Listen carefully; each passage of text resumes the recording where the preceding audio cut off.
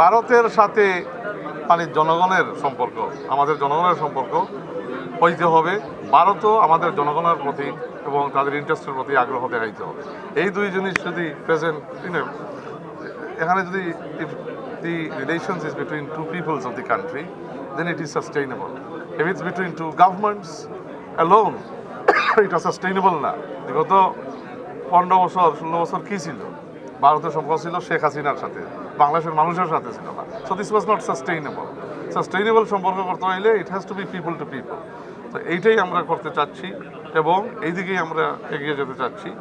হ্যাঁ, চ্যালেঞ্জেস তো অবশ্যই আছে। ওখানে পালিয়ে যাওয়া সন্ত্রাসী শেখ হাসিনা আছে, তাদের আশ্রয়ে। তো ওখানে যাতে ওখান থেকে সে কোনো কিছু এমন সন্ত্রাসী পদক্ষেপ না নিতে পারে যাতে আমাদের দেশের ভিতরে কোনো ডিস্টেবিলাইজেশন তৈরি করতে পারে।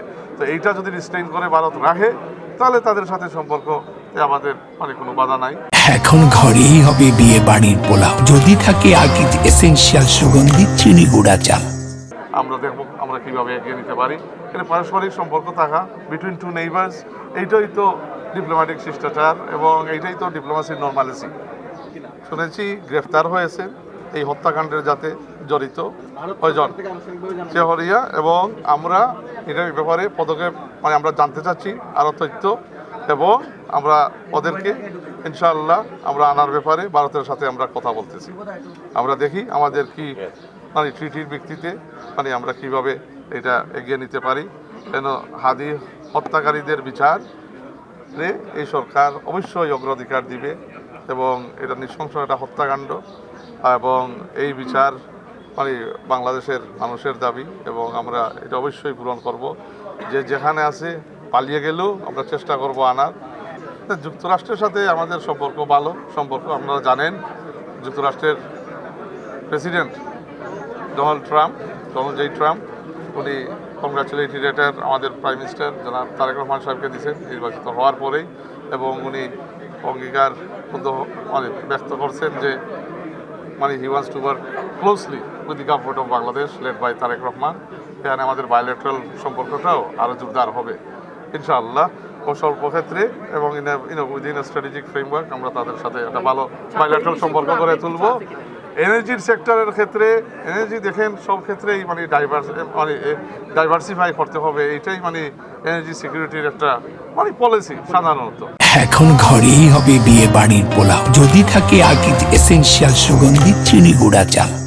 ডাইভার্সিফাই করে রাখতে হবে। তো যেখানে আমাদের দেশের স্বার্থে যেখান থেকে আমরা কিনতে পারবো, এটা তেল হোক ডিজেল হোক আর যাই হোক, মানে যাতে আমাদের ন্যাশনাল ইন্টারেস্টের ডিমান্ডটা মানে ঘাটতি যদি মানে পূরণ করে এবং রাইট প্রাইসে উই বাই ইট।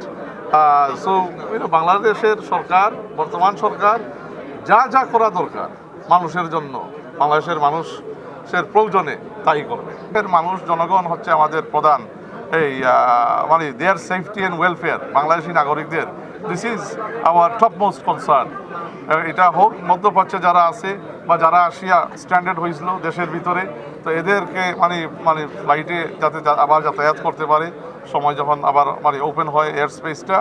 তারপরে আপনার তাদের কোনো কর্মসংস্থান ওখানে থাকে, ভিসা সংক্রান্ত বিষয় থাকে, আমরা আহ্বান জানাইছি এগুলার এক্সটেনশন করার জন্য।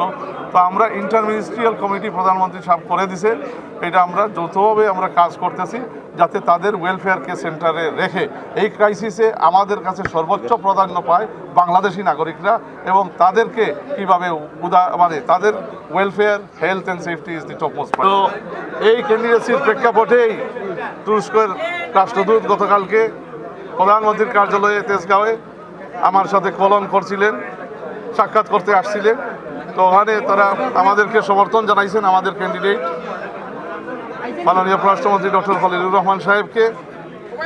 সো উই অ্যাক্রস অল স্ফিয়ার্স আমরা টার্কির সাথে একটা আপনার বায়োল্যাটারাল রিলেশন করতে, কম্প্রিহেনসিভ বায়োল্যাটারাল রিলেশন করতে আমরা আগ্রহী, এবং টার্কির সাথে ঐতিহাসিক সম্পর্ক, আমাদের ব্রাদারলি সম্পর্ক অনেক দিনের বাংলাদেশে। তো শহীদ রাষ্ট্রপতি জিয়াউর রহমানের সময় এই সম্পর্কের সূচনা হয়েছিল, এবং ইনশাআল্লাহ এটাকে আমরা আরও জোরদার করব।